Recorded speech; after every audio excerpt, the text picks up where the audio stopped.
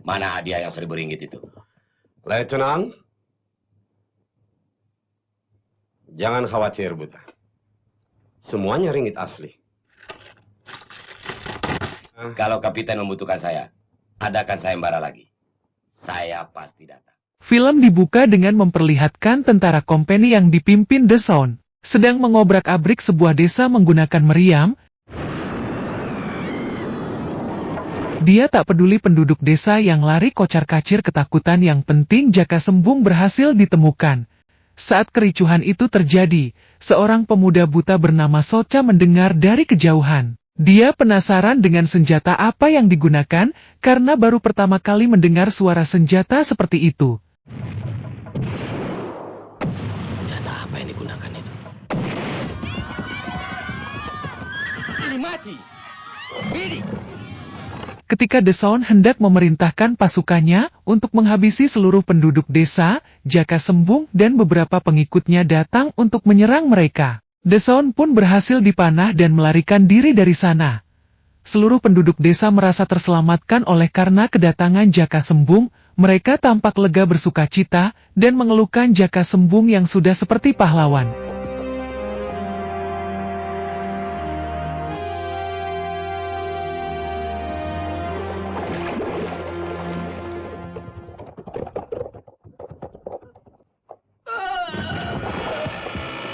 Dengan susah payah, The Sound akhirnya berhasil sampai ke markas kompeni, namun sayang nyawanya tak terselamatkan. Karena kematian The Sound diakibatkan oleh Jaka Sembung, di sini sang kapten mengadakan sayembara untuk menghadapi dan menghabisi Jaka Sembung. Adakan sayembara. Kita perlu jago-jago pribumi. Kapten merasa bahwa untuk mengalahkan Jaka Sembung harus dibutuhkan jagoan pribumi lainnya. Bagi pemenang, disediakan hadiah 100 ringgit. Dan dibukalah sayembara terbuka untuk para jawara-jawara kelas kakap. Barang siapa yang bisa bertahan di arena akan disediakan uang sebesar 100 ringgit. Tak hanya itu, pemenang harus menjalankan tugas dari kompeni untuk menangkap hidup atau mati Jaka Sembung dengan imbalan hadiah sebesar 500 ringgit. Pertempuran pun dimulai dengan pertarungan si Cakar Maut melawan Kepala Besi.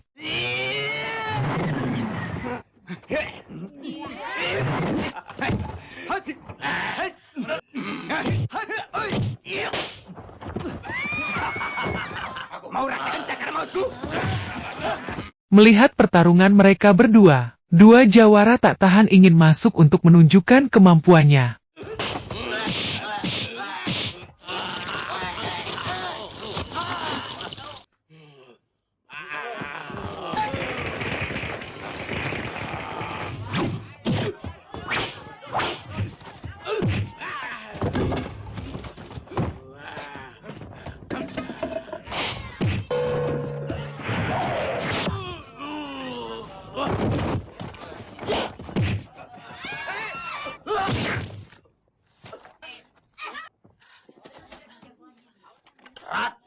Ringgit. Kini hanya tersisa satu jagoan yang berhasil membunuh jagoan-jagoan lain, namun saat dia hendak meminta 100 ringgit yang dijanjikan, tiba-tiba Soca, pemuda yang buta tadi, tanpa sengaja masuk ke dalam area pertempuran. Penonton yang melihatnya hanya bisa tertawa karena tak percaya dengan kemampuannya. Bagaimana mungkin seorang yang buta bisa melawan pendekar hebat? Namun saat kompeni melempar uang itu, Soca mengambil uang itu. Sehingga pertarungan di antara mereka terjadi.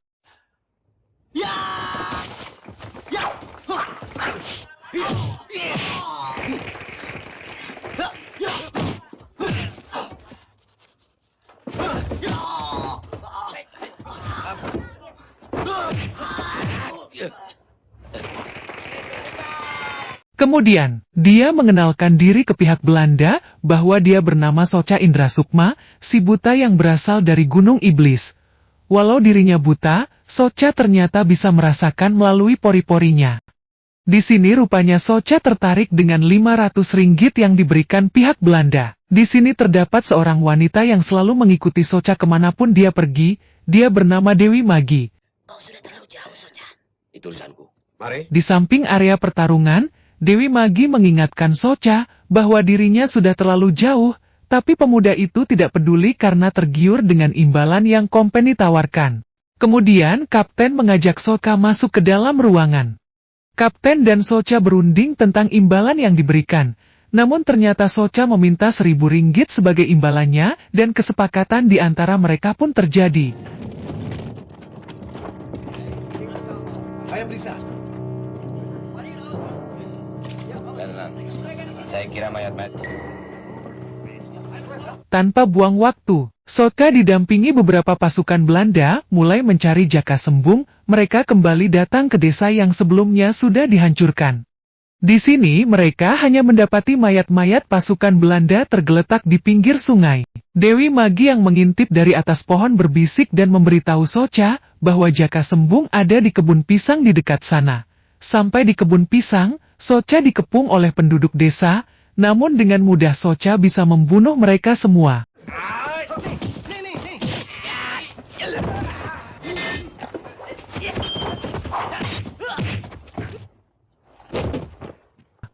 Kemudian, Soka berteriak memanggil Jaka Sembung dan memintanya untuk keluar dari persembunyiannya. Keluar kau! Sota! Aku di sini. Dan dari jauh, terdengar suara Jaka Sembung menyahuti panggilan Soca. Mereka berdua pun akhirnya memulai pertempuran.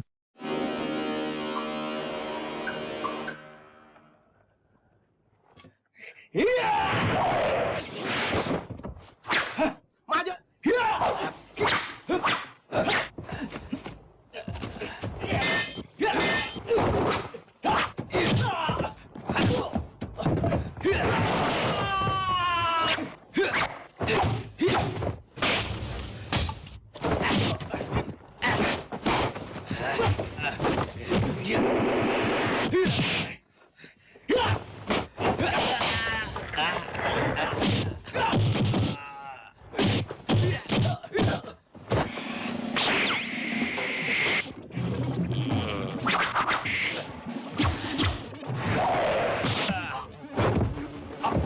Pertempuran tersebut akhirnya dimenangkan oleh Soca, di mana dia berhasil memenggal kepala Jaka Sembung dan segera membawanya ke pihak Belanda.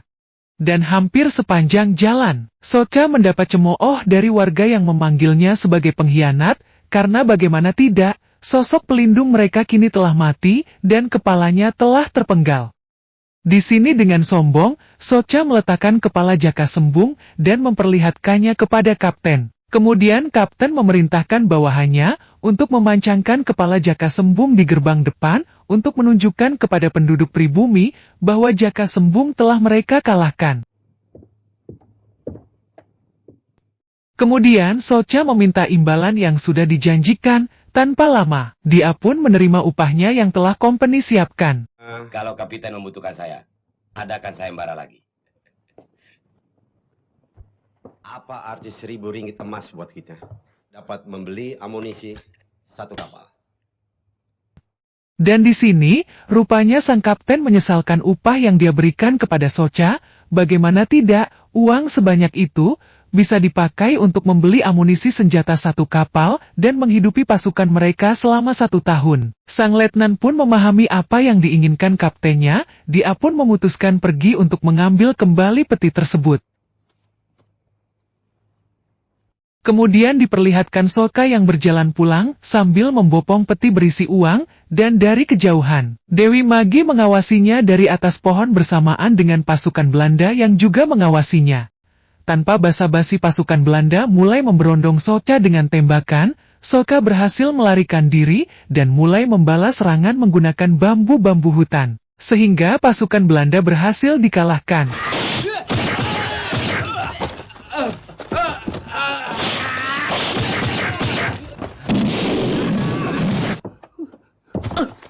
Menyerahlah buta.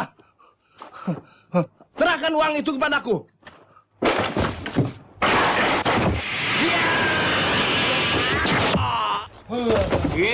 Sama, adu licik. Soka yang telah tertembak mengeluarkan peluru yang bersarang di dadanya, kehilangan banyak darah. Dia pun tak sadarkan diri, dan saat itulah Dewi Magi datang menyelamatkannya. Inilah saat yang kutunggu-tunggu, Soca. kalau tidak dalam keadaan seperti ini. Dan ternyata Dewi Magi mempunyai hasrat dan cinta terpendam pada Socha, sehingga ketika lelaki itu tak sadarkan diri, Dewi Magi berusaha menguasai tubuhnya dan ingin melakukan pembibitan. Socha yang tersadar tiba-tiba memberontak, di mana dia menolak cinta dari Dewi Magi, karena hatinya ternyata telah tertutup untuk wanita lain setelah kematian sang kekasih. Mendengar penolakan Socha, Dewi Magi marah dan meminta uang dalam peti itu sebagai ganti. Boleh. Karena kau turut berjasa, akan kuberikan sebagian. Semuanya. Untuk apa? Di sini Socha mengatakan akan memberikan sebagian. Tapi ternyata Dewi Magi meminta semua uang itu diberikan kepadanya. Mendengar hal itu Socha keberatan, karena Socha akan menyerahkan uang tersebut pada perguruannya, Jaka Sembung untuk biaya perjuangan mereka melawan Belanda. Tapi perguruanku juga membutuhkan uang. Serahkan uang ini padaku.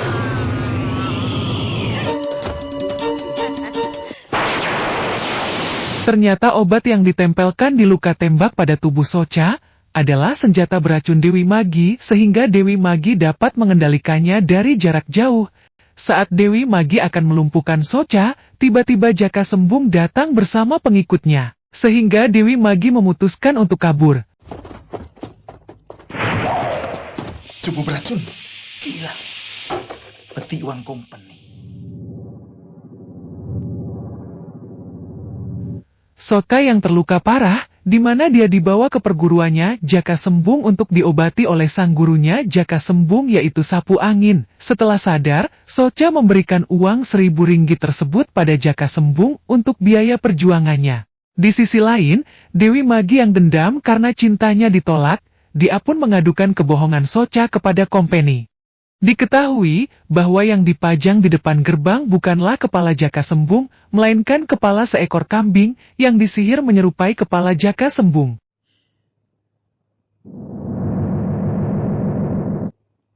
Sebanyak itu hanya diganti dengan kepala kambing saja. Dibantu dengan sihir Dewi Magi. Lalu Dewi Magi menawarkan diri untuk bekerja sama dengan company untuk meringkus Jaka Sembung dan Socha yang telah menipunya. Mendengar hal itu, pihak company tidak menerima tawaran Dewi Magi begitu saja, di mana kapten meminta Dewi Magi untuk menunjukkan kemampuannya. Tuan boleh pilih di antara dua mata Tuan, peluru ini akan terbenam. Tinggi-tinggi! Jangan, Nona. Bagaimana kalau topi itu beri... Oke. Beralih ke padepokannya Dewi Magi, yang ternyata Dewi Magi memiliki begitu banyak pengikut yang hanya terdiri dari wanita.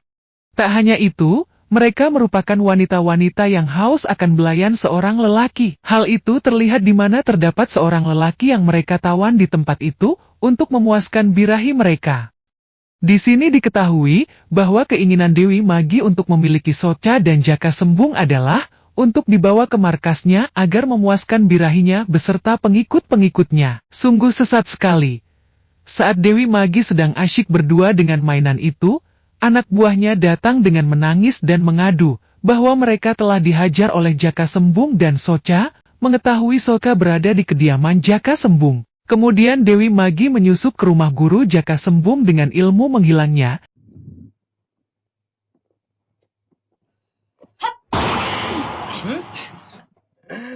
Siapa yang dorong, Kak?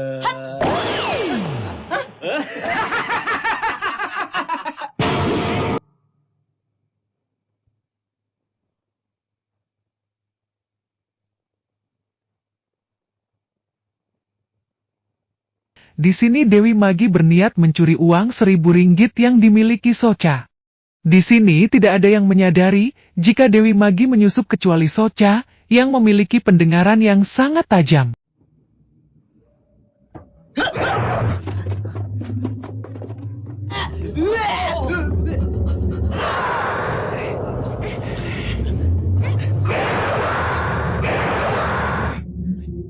Socha, kami tidak melihat siapapun. Siapa dia?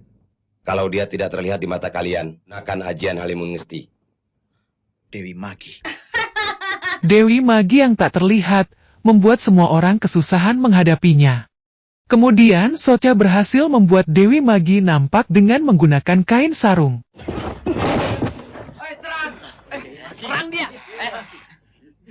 saat Dewi Magi menghilang untuk yang kedua kalinya. Disitulah Guru Jaka Sembung melemparkan goloknya, sehingga mengenai tubuh Dewi Magi, sehingga dia memutuskan untuk pergi dari sana.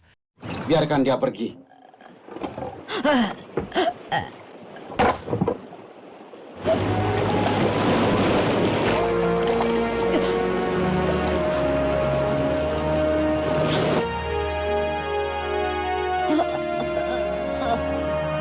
Dengan keadaan sempoyongan, Dewi Magi terus berjalan hingga sampai di tempat tinggal gurunya.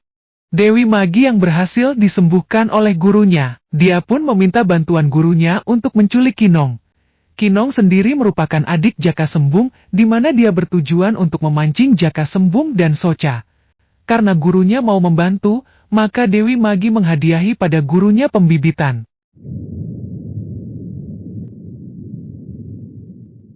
Singkat cerita diperlihatkan Kinong yang berada di sawah, di mana dia dipanggil oleh kakek dan nenek yang merupakan Dewi Magi dan gurunya. Soca yang menyadari bahwa Kinong diculik, di mana dia berusaha menyelamatkan Kinong. Kami tak bermaksud apa-apa.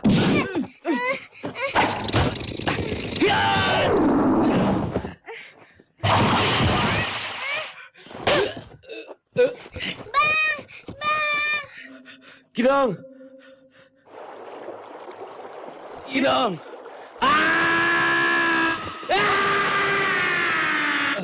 Soca! Soca, kenapa? Kinong diculik. Pasti gurunya. Ilmunya sangat tinggi. Kinong kini dibawa di markas Dewi Magi dan digantung di atas sumur yang terdapat banyak ular di bawahnya. Jaka Sembung yang mengejar mereka pun sampai di tempat tinggal Dewi Magi.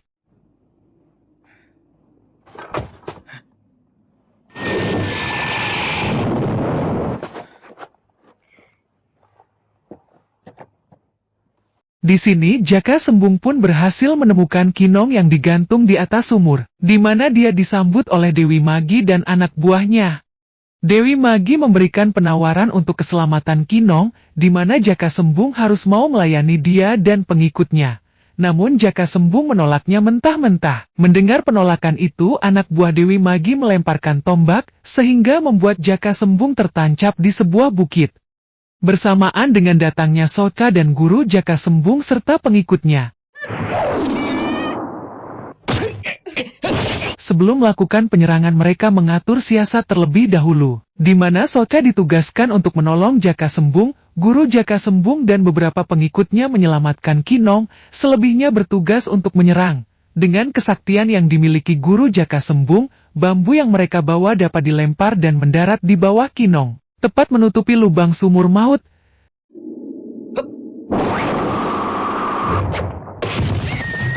Secara cepat mereka yang bertugas sebagai pemanah, memanah tali yang mengikat Kinong, sehingga tali putus dan Kinong jatuh pada bambu yang sudah dilempar tadi. Dan pertarungan besar di antara kedua kubu pun terjadi.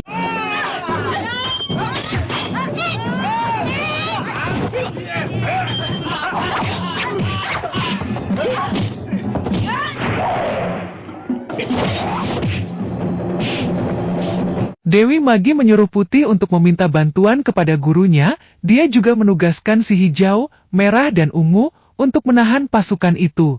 Sedangkan dia sendiri akan meminta bantuan kepada kompeni. Di markas kompeni, Dewi Magi sedang meminta bantuan kepada Belanda untuk segera datang. Kini terlihat guru Dewi Magi sudah tiba di sana dan menyaksikan si hijau, merah dan ungu, sedang bertarung dengan Soca, Jaka Sembung dan gurunya. Mengetahui mereka telah tewas, dia menyuruh si Putih untuk menyerang. Namun dengan sekejap mata si Putih hancur dengan ilmu perpaduan antara Jaka Sembung dan gurunya. Disinilah guru Dewi Magi akhirnya turun dari atas bukit, tak disangka Soca, Jaka Sembung dan bahkan gurunya pun kewalahan saat berhadapan dengannya yang memiliki kesaktian tingkat tinggi.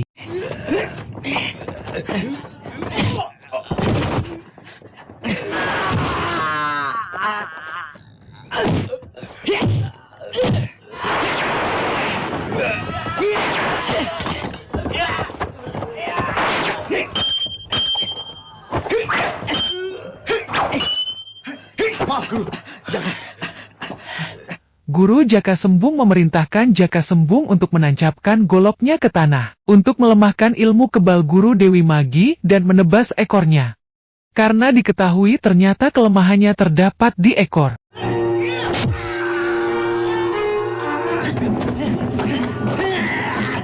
Sang guru yang kini telah lemah gemulai, menjadi bulan-bulanan para pengikut Jaka Sembung. Di sini Kisapu Angin memerintahkan semua pengikutnya untuk menghindar. Dan akhirnya Guru Dewi Magi pun tewas terbakar.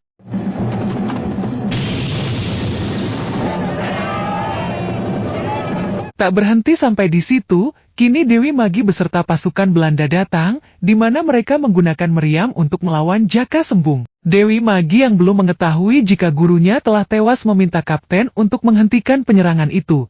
Namun kapten sama sekali tidak peduli dengan hal itu. Dan terlihat para pengikut Jaka Sembung pun mulai berguguran, terkena serangan dari kompeni. Dan tibalah bala bantuan untuk menyerang Belanda, sehingga pasukan Jaka Sembung kembali unggul.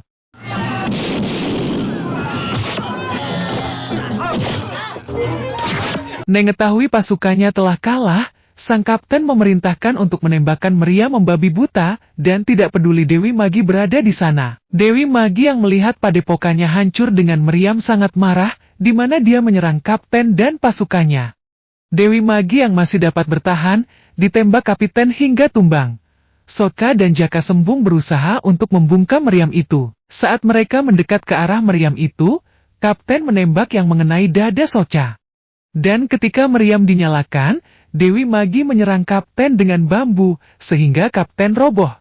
Dan prajurit kompani yang berusaha menyalakan meriam pun harus tewas. Tatkala Jaka Sembung segera melempar dia menggunakan golok miliknya. Secara diam-diam ternyata kapten masih hidup dan akan menyalakan meriam itu ke arah mereka.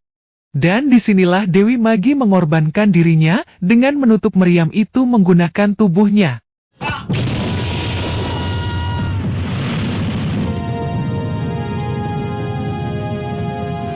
Magi,